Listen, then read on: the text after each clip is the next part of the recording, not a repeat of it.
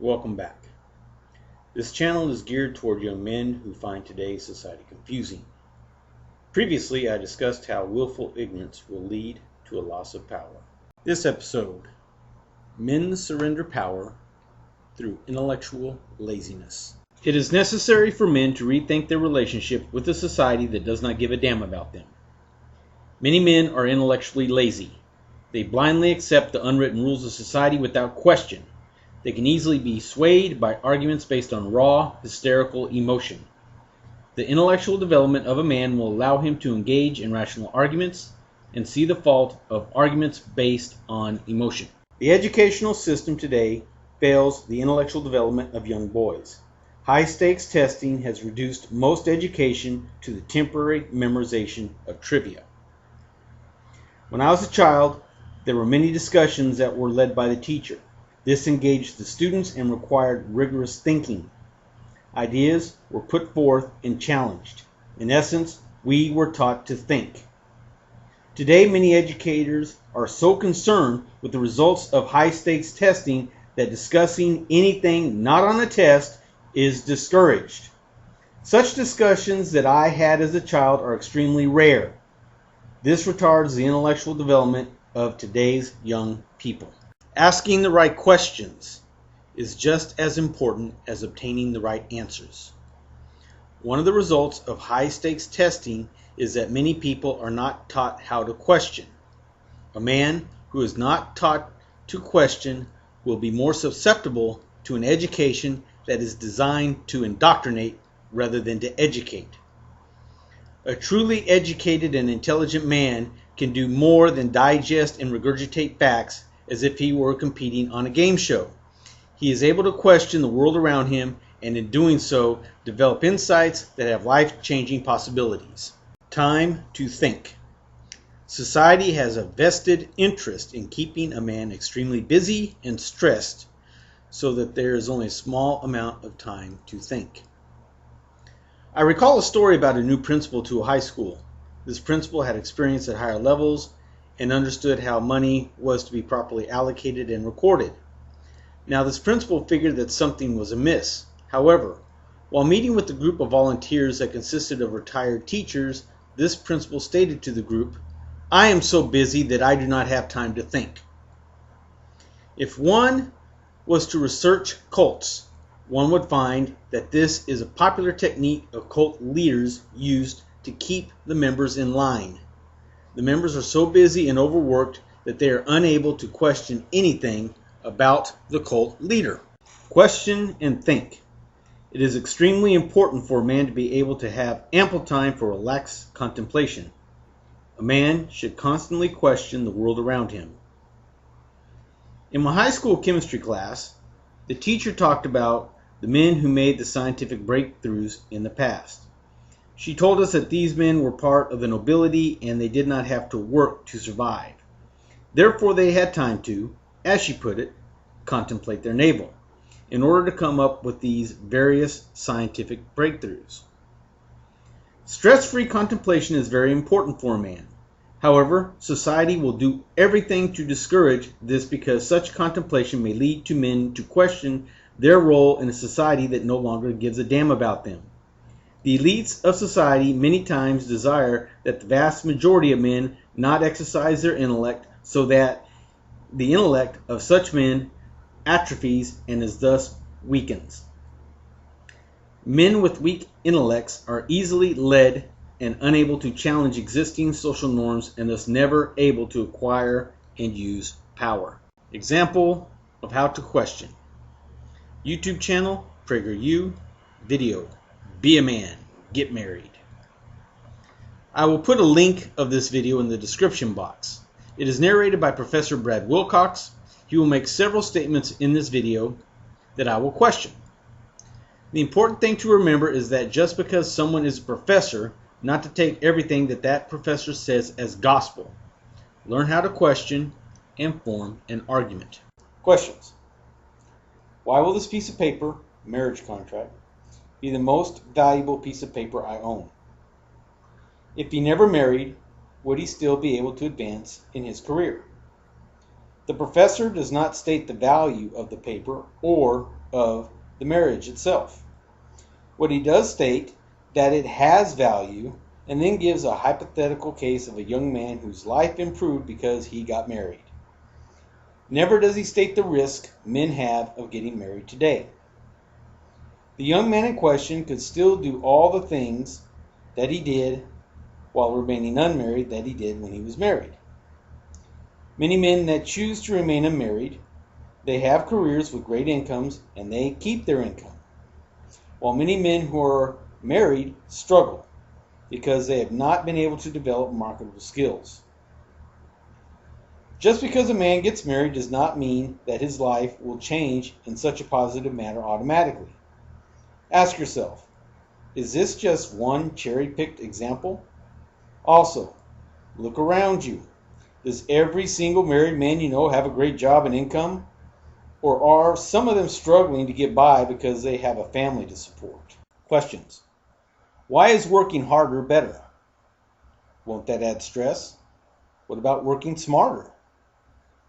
Even though a married man makes more money than a single man, what about after expenses for wife and children? Many men have literally worked themselves to death. When they have reached an age where they should be able to retire and enjoy life, they have incurred obligations from marriage or previous marriage that does not allow them to take it easy and work less.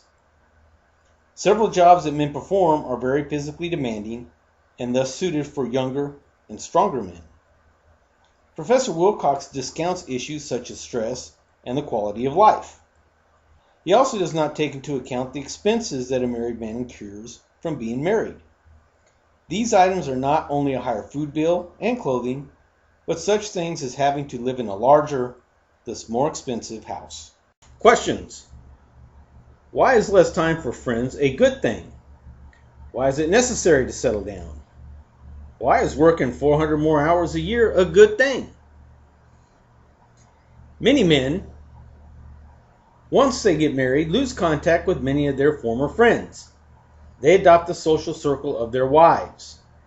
This can lead to severe depression once the marriage is terminating, leaving the man with little or no social contacts. Male friendships are important to men. Professor Wilcox never explains why it is necessary for men to settle down. As a man, ask yourself, is settling down good for me? Is it what I want?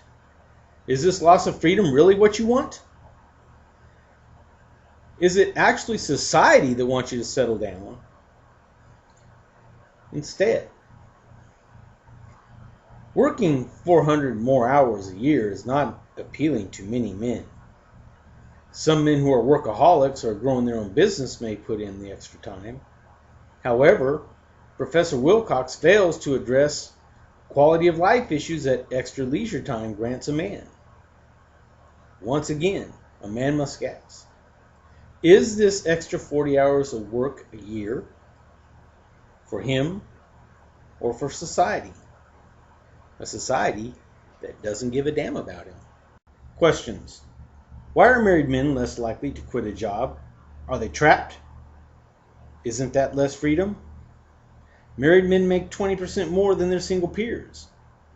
What about net disposable income after family expenses? A close friend of mine a few years ago told my dad and me over a few beers that if it wasn't for his wife and children, he would have left his job. He's extremely miserable, but felt trapped. An unmarried man has the power to save money in preparation to leave a miserable situation. He is able to move in search of a better job and life without having to worry about the effects of his decision on his family. An unmarried man can have much less in required expenses than a married man. A smaller house, less expensive utilities, smaller food costs, and not having to devote income to changing fashion trends for his wife and children. Professor Wilcox fails to take these costs into consideration to make an argument that a married man will be better off financially than a single man. If these costs are taken into consideration, it is possible for a single man to be better off financially than his married peer earning 20% more money. Professor Wilcox also does not address the happiness factor of the man either. The single man is free to spend his money on hobbies that he enjoys, while the married man is oftentimes forced to forfeit such hobbies after marriage. Questions. Marriage premium. Number 1. Men assume a new identity. Is a new identity desirable? Remain in society. Is it a benefit to remain in society? I have seen many married men become former shells of what they were. Is that the new identity that you want to assume? It is important for you to look around and see how men actually are instead of automatically believe what some professor tells you. I stated in my first video on this channel that as a man, society does not give a damn about you. Professor Wilcox either is oblivious to this fact or does not care about you. Think for yourself. Ask yourself, do I have to be part of society in order to thrive? Questions. Marriage premium number 2. Men are motivated to maximize income. What about trade-offs? What about mental and physical health? What about a man's happiness? Throughout this whole video, Professor Wilcox neglects the issue of happiness.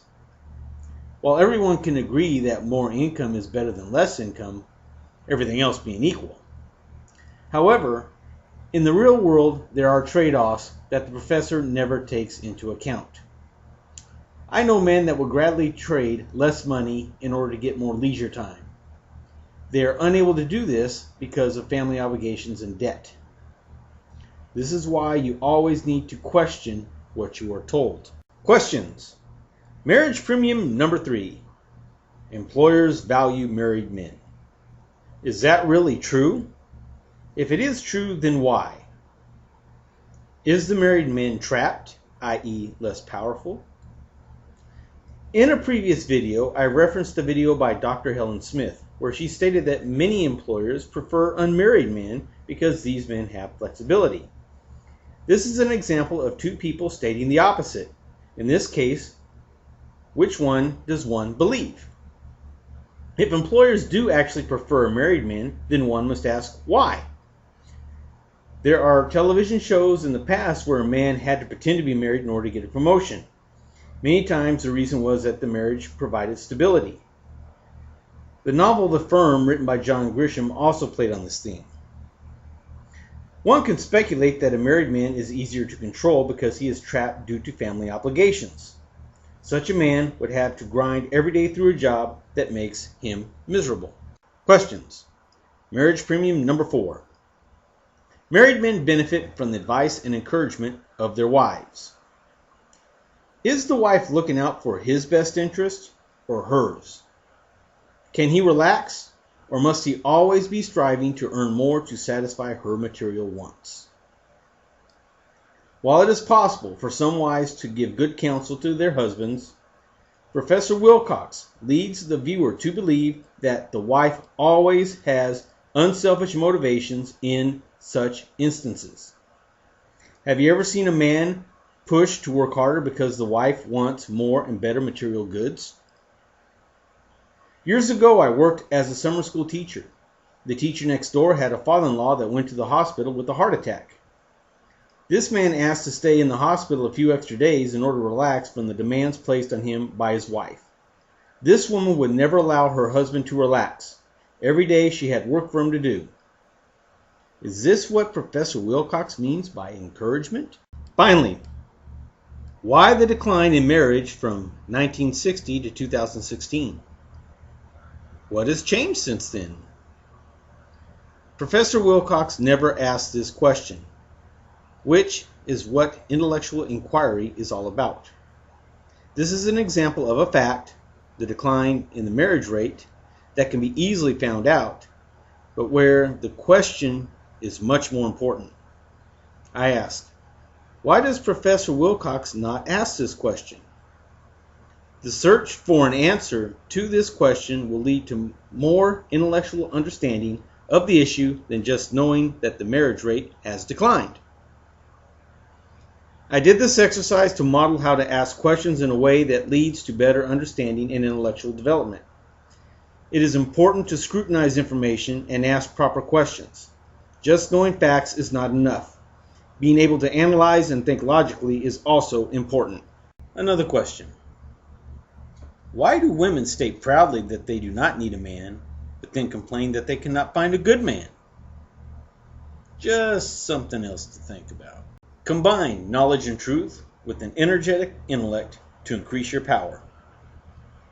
Always try to make time to relax and think about what is going on in your life.